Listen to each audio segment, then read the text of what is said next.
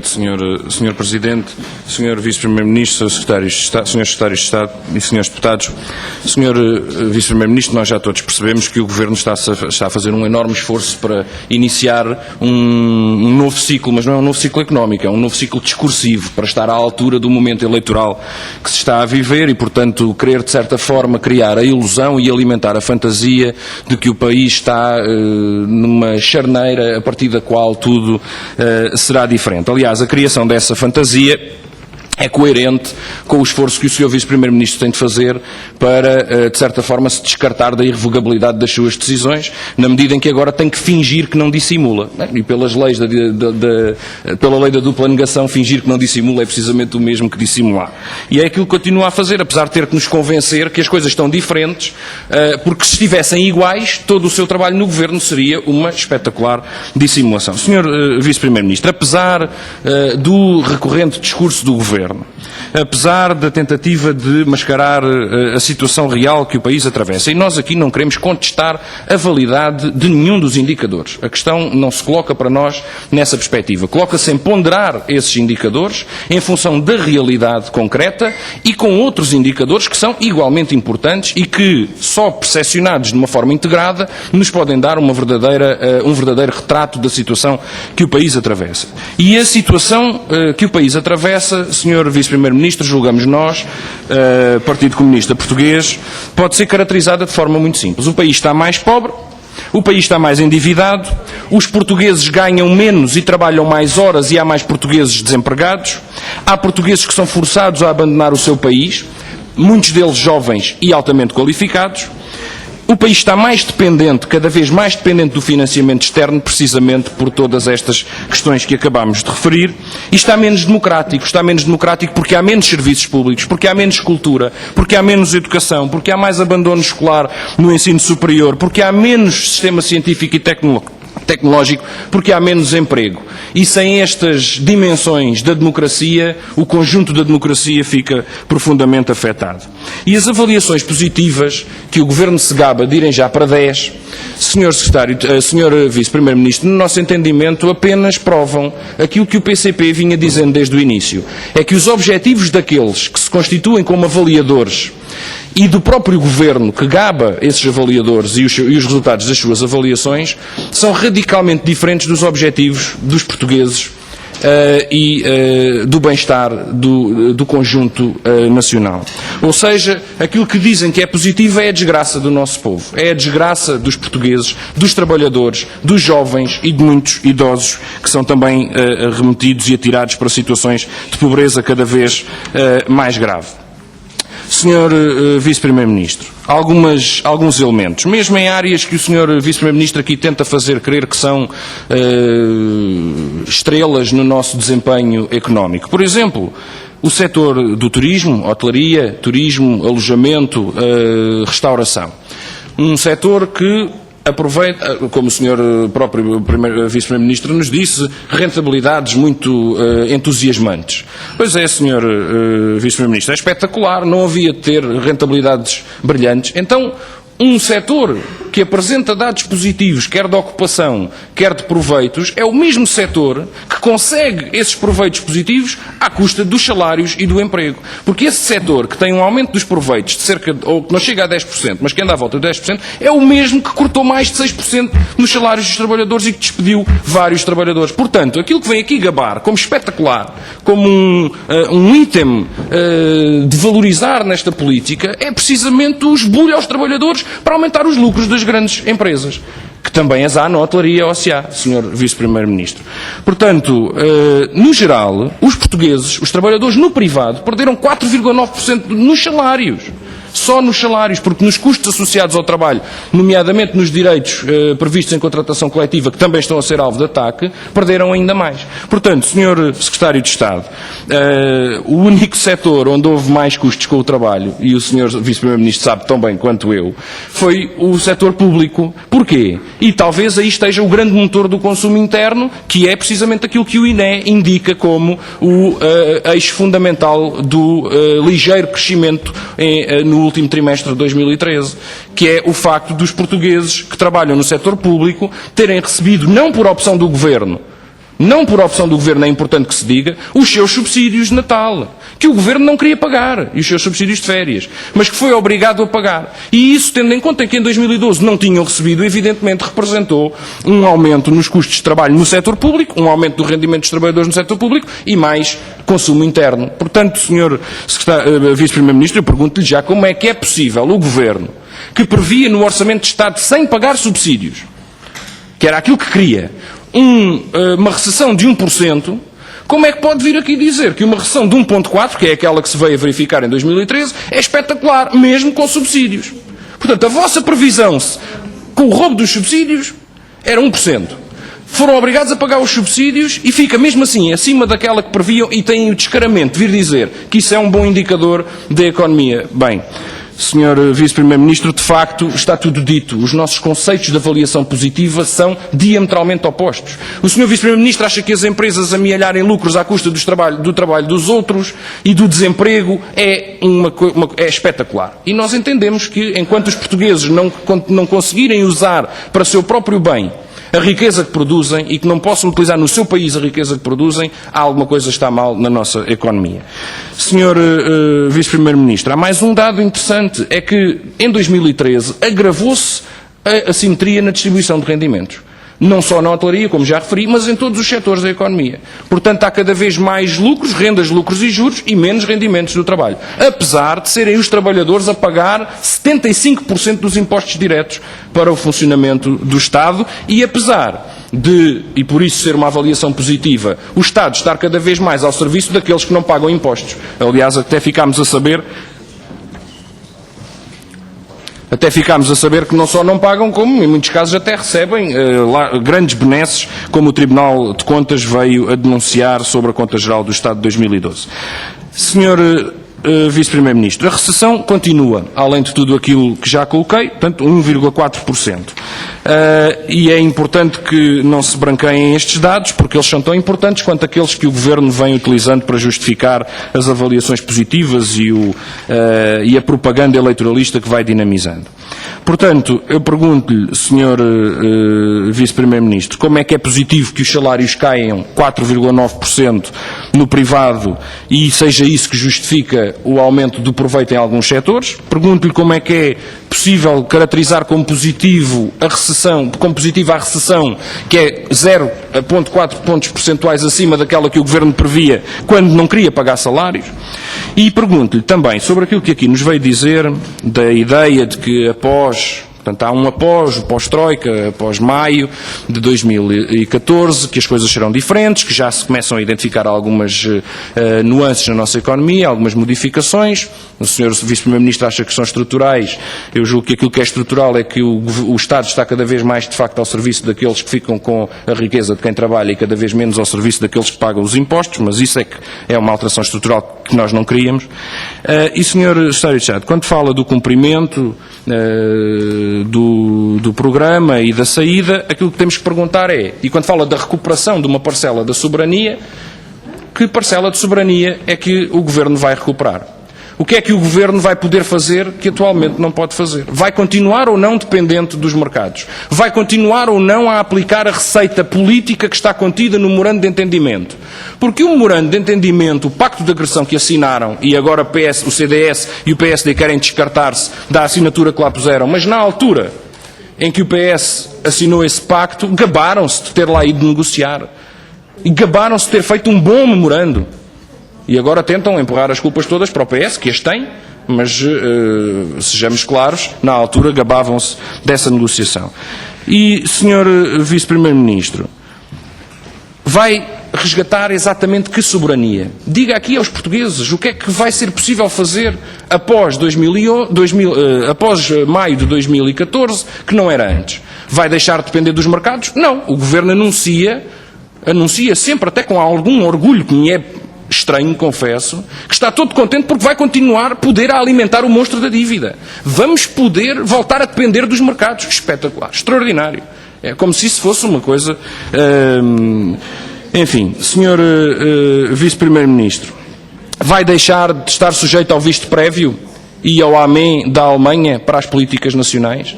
Vai deixar de estar sujeito ao rumo político que está contido no memorando de entendimento? Nada disso é verdade. E quis aqui fazer-nos crer, Sr. Vice-Primeiro-Ministro, que as coisas vão ser muito melhores quando tivermos que começar a pagar o empréstimo do que enquanto tivemos a recebê-lo. Quer dizer, então, enquanto o pacto de agressão teve a sua vigência oficial, em que Portugal recebeu, entre aspas, porque sabemos por onde foi grande parte desse dinheiro, 78 mil milhões de euros. Então quer-nos convencer que agora o período em que vamos ter que pagar esses 78 mil milhões de euros é que vai ser o paraíso? Quer dizer, a parte má foi ter recebido e agora que vamos começar a pagar é que vai ser extraordinário, não é? Vai ser, de facto... portanto, Sr. Vice-Primeiro-Ministro, eu não sei, eu devo estar a incomodar aqui as senhoras deputadas do CDS porque ainda não se calaram um bocadinho desde que eu comecei a falar.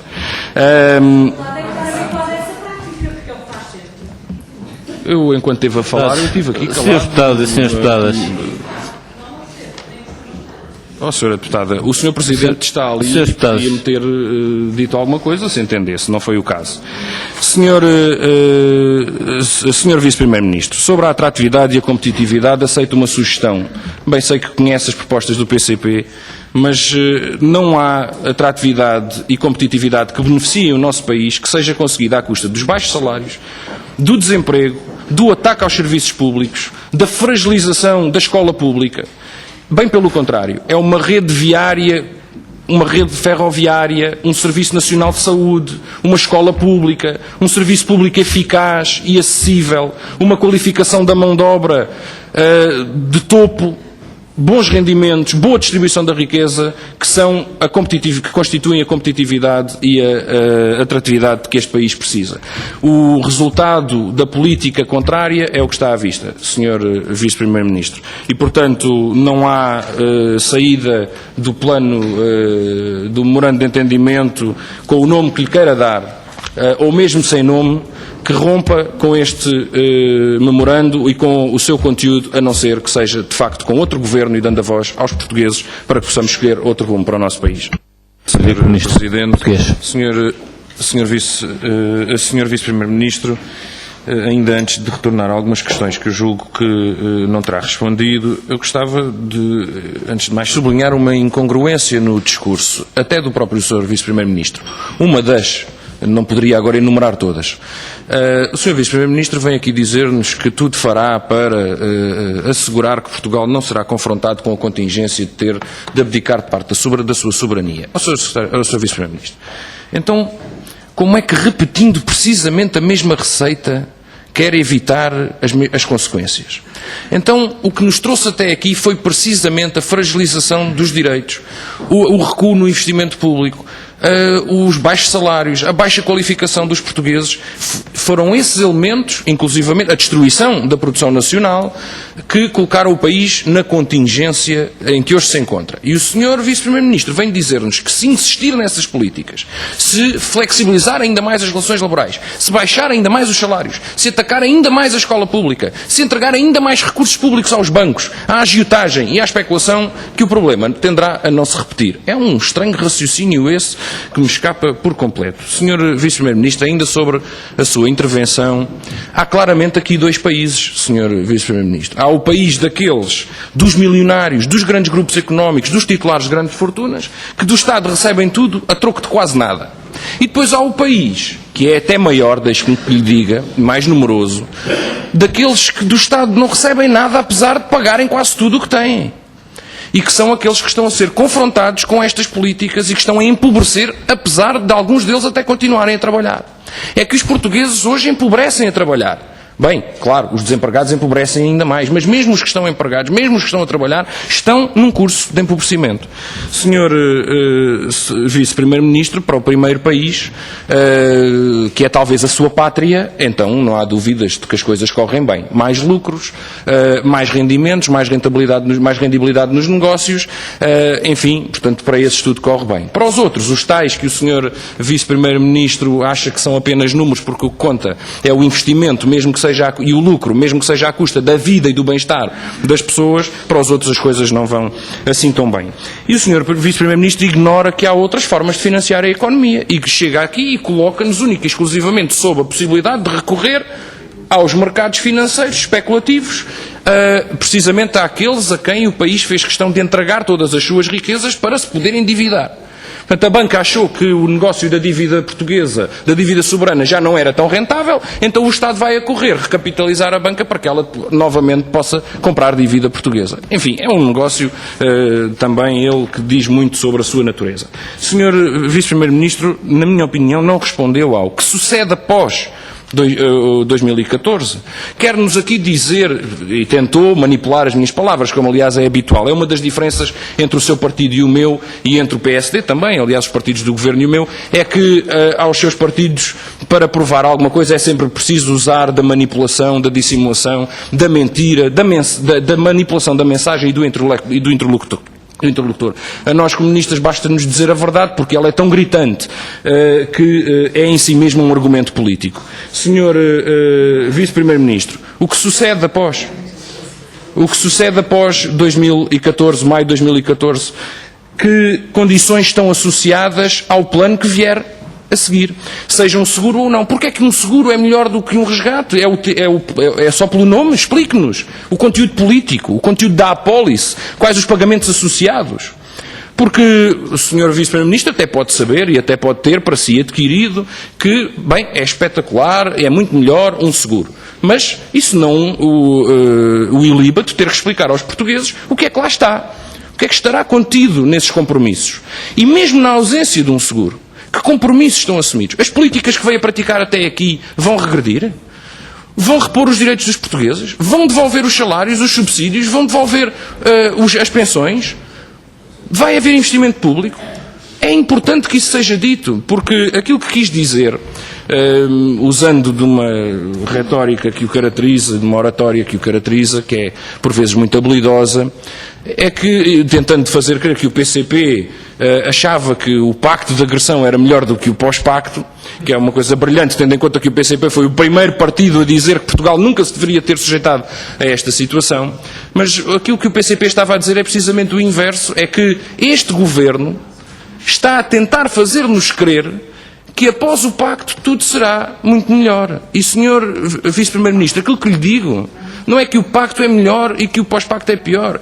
Explica aqui o que é que vai ser após isto, o que é que vai acontecer a seguir a isto, porque a nossa economia regrediu, os nossos direitos regrediram, entramos numa espiral de retrocesso civilizacional, em que os nossos vencimentos, neste momento, estão equivalentes aos de 12 anos atrás, na maior parte dos casos, e em que os serviços públicos estão então incomparavelmente mais deteriorados do que estavam talvez há 10 anos atrás. E, portanto, Sr. Vice-Primeiro-Ministro, recoloco-lhe essas questões, também aquela de como é que acha que é possível afirmar como positivo que numa recessão, que é aquela situação em que ainda estamos, apesar de haver ténues sinais de crescimento no último trimestre, que não nos tira de uma recessão quando comparando o ano 2012 com o ano de 2013 com 2012, tendo em conta que o PIB em 2013 ainda é inferior ao PIB de 2012, portanto ainda há uma recessão, e o Sr. Vice-Primeiro-Ministro também não nos explicou como é que nesse contexto o facto de haver uma concentração da riqueza nos grandes grupos económicos é positivo. Da mesma maneira que também não nos explica, nem consegue explicar certamente, como é que baixar impostos aos grandes grupos económicos, como fez com o acordo do PS, é positivo. E também não nos consegue explicar, tentou aí fazer com um anticomunismo mais primário ou mais refinado a ideia de que os comunistas são contra o investimento. Ó, Sr. Vice-Primeiro-Ministro, se alguém aqui é contra o investimento, é este Governo. Porque fragiliza os direitos dos trabalhadores, cria condições para o desemprego, destrói o Estado e a eficácia dos serviços públicos, afasta o investimento do nosso país e diz que faz tudo isso, apesar das evidências apontarem no sentido inverso, para captar investimento. E há uma contradição que o Sr. Vice-Primeiro-Ministro não pode, de facto, dar resposta. É que quem é aqui contra o investimento é o Governo, que é contra o investimento público, por opção ideológica, por ter tomado o lado da classe dos poderosos. Porque, para parte, deixe muito claro, para o PCP, tanto o investimento público como o investimento privado são necessários. Este Governo é que anatomizou o público, supostamente para beneficiar o privado. E nem isso estamos a conseguir garantir, a não ser mais apropriação de riqueza, mais acumulação e mais concentração de capital. E isso, Sr. Vice-Primeiro-Ministro, não é de todo o que o país precisa. Termino, Sr. Presidente, com esta nota. Há mais verdades. Verdades que o Governo não pode esconder. São estas igualdades. A reforma estrutural que referem é o empobrecimento dos portugueses. O futuro dos portugueses que aqui nos vêm trazer é que os sacrifícios irão continuar e, porventura, crescer. Que a criação de emprego se faz com precariedade, estágios baratos ou gratuitos, trabalho a tempo parcial em vez de trabalho a tempo inteiro. E que o crescimento económico são os lucros dos patrões e os menores salários dos portugueses. Sr. Vice-Primeiro-Ministro, pode usar da sua retórica toda, habitualmente até brilhante, estas verdades não apaga e a luta lá fora também não apaga e, felizmente, ela durará muito mais do que este Governo.